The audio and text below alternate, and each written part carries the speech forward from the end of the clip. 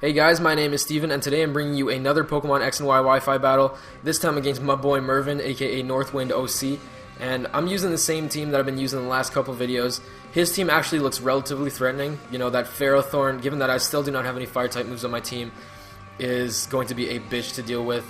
Talonflame is always a huge threat. Don't count out Talonflame. If there's one thing I'm going to prepare for all my teams this gen, it's going to be Talonflame. As well as Blastoise, you know, it can be annoying too. It's so bulky, it can take any one hit I want to hit it with. I really do not have anything on my team that wants to hit it too hard other than Galvantula, and it can even, you know, rapid spin, so I'm going to have to pick my spots whenever I am setting up hazards until that thing is dead. And he's got that Lucario sitting there chilling. That's his Mega Evolution for his team, and Mega Lucario is just straight up scary. Fortunately for me though, since we battle so often, I do know his moveset. He's got Close Combat, Extreme Speed, and Earthquake to hit me with, so as long as I keep Gengar alive, which is immune to all three of those moves, for his Lucario, as long as I keep Gengar alive, it should not be that hard to deal with, but, you know, that is easier said than done. As far as potential leads go on his team, I thought he might have wanted to lead with Jolteon, because this man has an absolute boner for leading with Jolteon in any given situation, even if the odds are against him. So I thought he was going to lead with Jolteon. So I figure I'm going to lead with Tyrantrum just to scare him out with the prospect of the Choice Scarf Earthquake. But he actually predicts that and leads off with Garchomp, which is like the worst possible matchup for me because he also has the Choice Scarf and he's going to outspeed me and kill me if I stay in. So I'm going to be forced to switch out. Going to go into Floor just now, thinking that he'd want to go for Fire Blast, predicting me to go into Skarmory to dodge the Earthquake. But he actually just goes straight for the Earthquake, which is the safe play. And it hits me like a truck, and that sucks because I just overpredicted in the first turn, which is something I try to avoid doing, but it happened here, which sucks. So I'm going to protect here to see if he wants to stay in. If he does, I can just go to Skarmory. If he doesn't, you know, whatever. In comes Talonflame, though, switches out. I'm going to want to go right back into Tyrantrum here because it's like my best switch in for this thing. It can take either one of its moves, so I'm going to go right back into Tyrantrum here. And, you know, at this point, I don't think I was in any position to predict, even though I should have, because I really didn't want to over-predict like I did on the first turn. So I just went straight for the Head Smash here. I could have done a few things, could have set up Stealth Rocks, could have gone for Earthquake, but I just went straight for the Head Smash, making the safe play, which it wasn't really that safe because I should have predicted this Ferrothorn coming in and gone for, like, Earthquake instead of going for Head Smash, because as you can see, I went for the Head Smash, got recoil damage, got Iron Barbs damage, and got Rocky Helmet damage, so that took me down like all the way to 25%, which sucks. So that's like one prediction I should have made, and at the start it was a prediction that I shouldn't have made. So I'm getting outplayed here at the start, which kind of sucks. So I'm going to go into Gengar now, predicting him to set up hazards or something, but he just goes straight for the Gyro Ball, which is like, ouch, it hits me hard, which sucks because I'm making like all the bad plays here at the start, and he's making like these plays that are just outsmarting me. But going to Gengar to try and deal with this thing. I tried to disable there. He just protected because he knew it was coming. So, you know, he didn't want to get his Gyro Ball disabled. It's only his attacking move, and if he wants to take me out, it's probably going to be with that Gyro Ball. So going to set up a sub here, hoping that he's going to go for it again so I can just try to disable him on the next turn. But I didn't go for the disable here. I honestly just wanted to kill this thing, so I just went straight for the Focus Blast. And disable was kind of the obvious move too, so I kind of wanted to switch up moves here. You know, it was obvious. He thought I was going to go for disable, so he didn't go for Gyro Ball. He went for the Leech Seed, which means that, unfortunately for him, he gets hit with a Focus Blast. He lives with a Sliver, by the way. And unfortunately for him, he doesn't take out my Gengar on this turn, and that allows me to take him out on the next turn with the Shadow Ball. But, you know, I'm not sure what else he could have done there. Like I said, the disable was kind of the obvious play. I kind of wanted to switch things up there. If I were him, I probably would have done the same thing. So no faults, no harm, no foul. And that is a dead Ferrothorn, which is a good thing. Unfortunately, though, my Gengar is at low health. So I want to try and keep it alive still for that Mega Lucario, who's still chilling. But I have no other choice to sack Gengar here because I can't switch in Tyrantrum on Talonflame anymore because he's at such low health. So I have to sack Gengar in order to bring this thing in at full, because my Focus Sash is still intact, take any one hit he wants to give me, and just kill him off with a Thunder. And he actually expressed some displeasure here in the Skype call we were in, because I think he thought I was going to set up Sticky Webs or something, but that honestly was the last thing on my mind. I just wanted that thing dead before it wreaked havoc on my team, so bring in Galvantula to survive on the Focus Sash and kill it. So right off the bat there, good for me because that's a dead Ferrothorn and a dead Talonflame. But he's going to go into Garchomp here. It was entirely possible that he could have gone for the Earthquake or the Dragon Claw, so I'm not sure why I switched in Tyrantrum here. But it works out for me because it actually goes for Fire Blast. I 4 times resist that, so he's going to be forced to switch. I'm going to predict the switch this time, go for the Earthquake. Also, I didn't really want to go for Head Smash because I would probably die from the recoil, so in comes Blastoise now. Takes the Earthquake relatively well, and I think I'm just going to go into, what is it? The Florges. No, the Galvantula. I go into Galvantula here as death fodder so I can bring in something safely, I think, but I don't understand what the point of that was, because if I just switched in Florges, then I could have taken that Surf like a beast and just gone from there. Could have saved Galvantula's death fodder for a bit later, but I made that play, which was kind of questionable now, but whatever. See, I bring in Florges here. I don't know why I just did that. Whatever. I could have just... Whatever. You know what? Things happen. But he's going to go into Garchomp for whatever reason. I don't know why he made that play. It's just like the Tyrantrum switch in that I made into his Garchomp, because it was entirely possible that I could have one-hit KO'd him there with Moonblast, but I went for the Wish. He probably predicted that, actually, because I was at such low HP. But I'm just going to go for Protect here. He actually predicted me to switch, so he went for Fire Blast, but I just wanted that Wish. I wanted to get back up to full with Florges, so Wish Protect, got back up to full, and now he's going to be forced to switch because I can take Fire Blast from Garchomp all day. So I'm just going to go for a Moonblast here, hit whatever he wants to switch in. If he stays in, he's stupid, but he switches out. So in comes Jolteon now. That's going to take a Moonblast to the face. Does a chill 45% to that thing. Unfortunately, though, it's not enough for a 2-hit KO, so I'm going to have to, like, tough it out. His Jolteon's got specs, too, so it's going to be able to hit me harder than usual. But he goes for a Thunder Wave here, which is not that much of a problem for me because he is the choice specs Jolteon, so he's locked in the Thunder Wave. I also have the Aromatherapy to deal with that easily, so hit him with another Moonblast here. Unfortunately for me, like I said, it's not a 2-hit KO. He survives with a Sliver, so that kind of blows. But I got paralyzed here.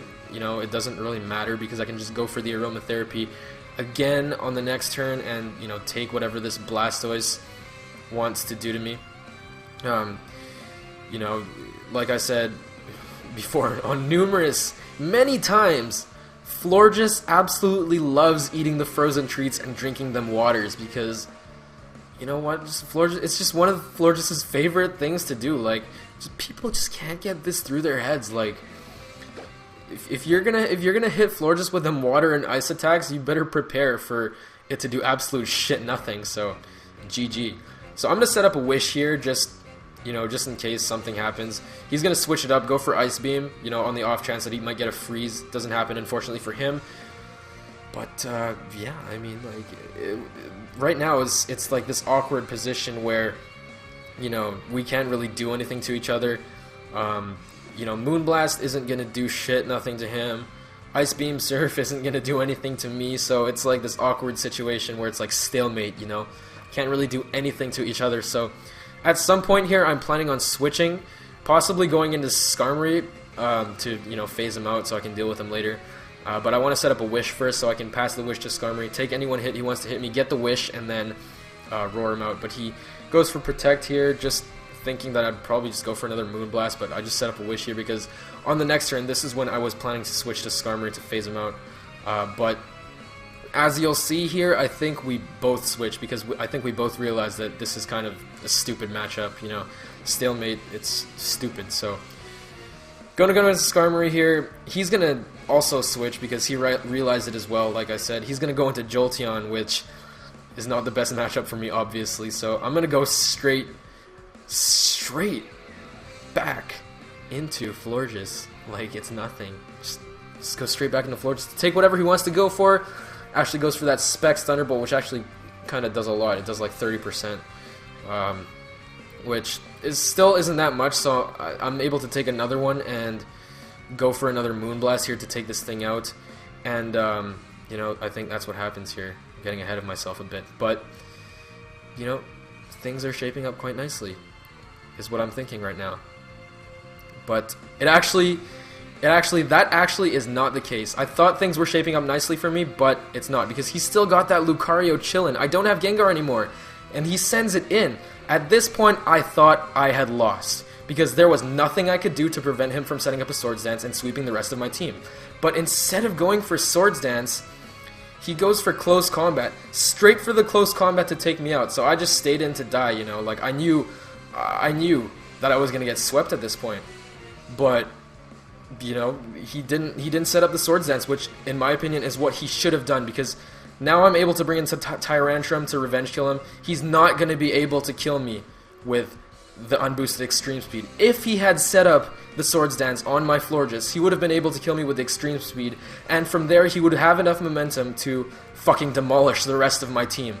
So unfortunately for him, he made that play, and that's his fault right there. So that kind of blows for him, because he could have swept me right then and there, but that doesn't happen. So it's actually really good for me, because now I'm feeling more confident. His last two Pokemon are Garchomp and Blastoise, and my last two are my own Garchomp and my Skarmory. So I'm going to bring in Skarmory now, try to bait him into going for Fire Blast. Obviously he was locked into Earthquake there, so he's going to have to switch. But I'm just going to go for the late game spikes, you know, why not late game spikes? You know, like, what better way is there to greet your opponent than with late game spikes? But you know, it really doesn't matter. But anyway, he's gonna go for Ice Beam. I think I'm just gonna roar him out this turn, so he goes back into Garchomp, and my plan is try to bait him into going for Fire Blast here, because I know I can live one at the range that I'm at, and you know, even if well, you know, I don't know. If I die, then I might lose. But I know I can live one. Just go for the Drill Peck randomly, because I know I can live one. Try to bait him into going for Fire Blast, like I said. Go into Garchomp to take said Fire Blast. Hopefully I do not get burned. Come on, pray to the Hacks Gods that I don't get burned. I actually don't, so spoilers. And from there, since he's not going to be doing much with me not going to be doing much to me with a Fire Blast, I'm going to Mega Evolve, set up the Swords Dance, and hopefully sweep from there. Because there's no way his Blastoise is living the +2 Earthquake from Mega Garchomp. But after his Blastoise dies, which is what's going to happen here, after I set up the Swords Dance, I'm getting a bit ahead of myself. My bad, this battle was just so epic. This battle was actually really fun, so, you know, epicness just makes me get ahead of myself. But, yeah, set up the Swords Dance, hit him with the Earthquake, which he has no chance of surviving, because +2 Mega Garchomp, nope. Thing dies instantly, so no matter how bulky Blastoise can be, it just dies. So in comes Garchomp now. If he locks in a Stone Edge, he's dead. If he locks in an Earthquake, he's dead. If he locks in a Fire Blast, he's dead. But if he locks in a Dragon Claw, he may kill me. In which case, I can just go into Skarmory, eat it up, roost off the damage, and then just kill him with successive Drill Pecks. But I live on 3, which is so clutch, and then I just kill him with a Dragon Claw, so I don't have to worry about that crap. And that makes it be the match. So good game. Some definitely hairy situations, you know. I thought things were going swimmingly for me up until that Mega Lucario came in. You know, at that point I was like, fuck, I lose, because he's gonna set up Swords Dance. He's gonna kill me here. He's gonna kill my Tyrantrum when I try to revenge him, and then that's just gonna be the end. Because even Skarmory gets one-hit KO'd by the +2 adaptability Close Combat. So I thought I was done for when that Mega Lucario came in, but it was his prerogative that he did not go for Swords Dance there, so that pretty much saved me the battle. So, you know, like, you can say what you want about the previous misplays before that. That play right there, him not going for Swords Dance, is what clinched me the victory. So, you know what? Stuff. So, yeah.